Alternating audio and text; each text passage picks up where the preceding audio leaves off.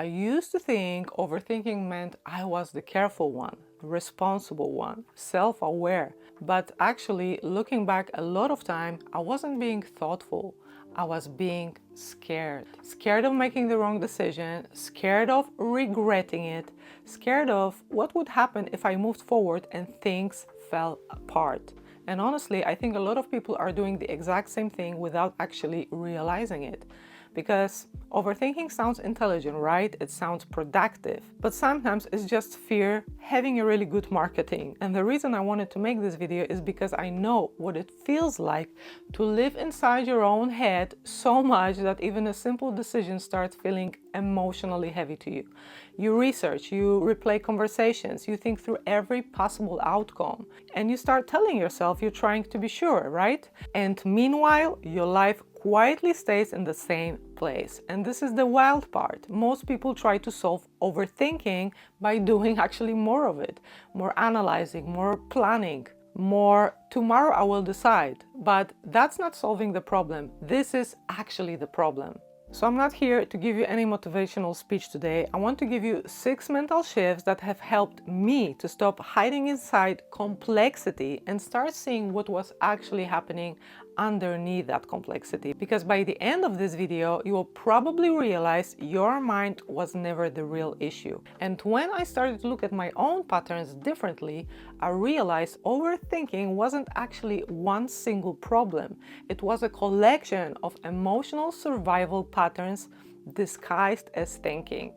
And these 6 shifts completely changed the way I understand this. Not because they magically removed the fear, but because they showed me what was actually happening underneath the fear. And the first one is probably the most important. You are internally split, my friend. Most people think they stuck because they don't know what to do, but a lot of the time they do know. Part of them just doesn't feel safe enough to move. And that creates that internal split, that internal conflict. One side wants growth, the other side wants protection. One side wants change and the other side wants certainty.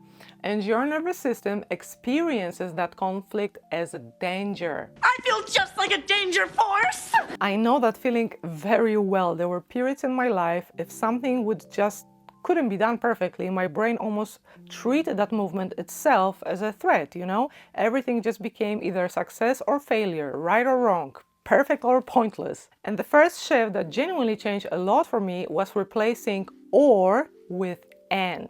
I'm scared and I can still move. It didn't work and this doesn't make me a failure.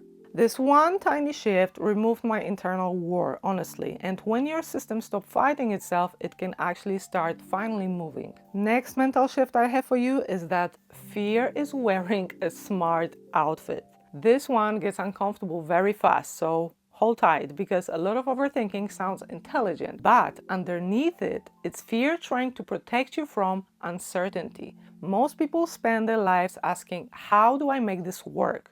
But your brain is actually terrible at predicting success.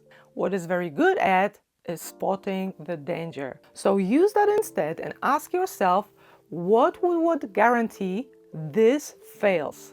Because that question exposes things very quickly. And honestly, this hit me hard personally because there were periods in my life where I was convincing myself I was being responsible one, where really I was terrified of making the wrong decision. That's why overthinking becomes addictive. It gives you the emotional feeling of doing something, right? Without requiring you to actually risk anything. And that's why overthinking becomes so addictive. It gives you the emotional feeling of doing something without requiring you to actually risk anything.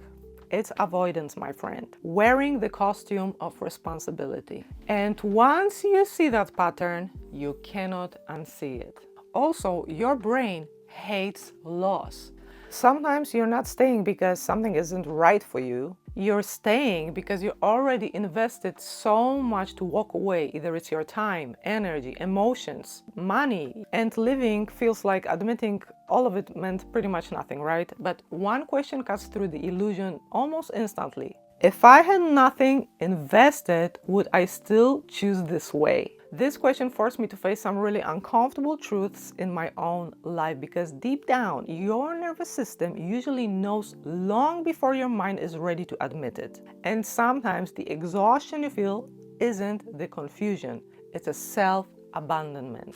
Busy doesn't mean moving. This is where overthinking disguises itself as productivity. You optimize more, you tweak, you prepare, you improve the things around the edges, right? But the real thing that actually matters, you keep avoiding it. And I've done this too, so don't blame yourself. Fixing tiny details because facing the real decision felt emotionally overwhelming for me. So eventually I had to ask myself, what is the one thing I keep not doing? Because usually there's the real friction point. No lack of intelligence, not lack of potential, but just the avoidance of that discomfort. And remember, my friend, that stress also distorts the reality. When your emotion spikes, your perception distorts. Fear narrows the vision, and stress creates urgency. And for a long time, I was confusing emotional intensity with my own intuition. I thought because something felt strong, it just might be the truth.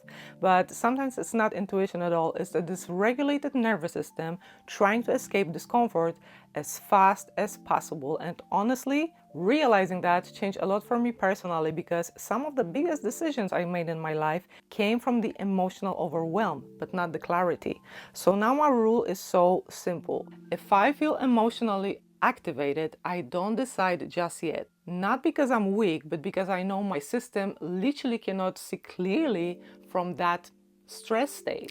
And the last mental shift I have for you for today is that discomfort is not always misalignment. This is where a lot of people quietly sabotage themselves. Your brain is addicted to novelty. So the moment something becomes repetitive, slow, boring, or simply becomes difficult, your mind immediately starts whispering, maybe this isn't right anymore. But most of the time, nothing is wrong. It's just stopped giving you the dopamine. And I think this is where a lot of people, walk away from things that actually working for them. They mistake discomfort with misalignment, when sometimes discomfort is just simply the moment where fantasy ends and the real growth begins. So here's the rule for you, my friend. The plan continues until actual evidence says otherwise. It's not your mood, it's not your boredom, it's not a temporary fear, but the true evidence. Because if you let emotions constantly rewrite the direction of your life, you will never stay anywhere long enough to build something meaningful.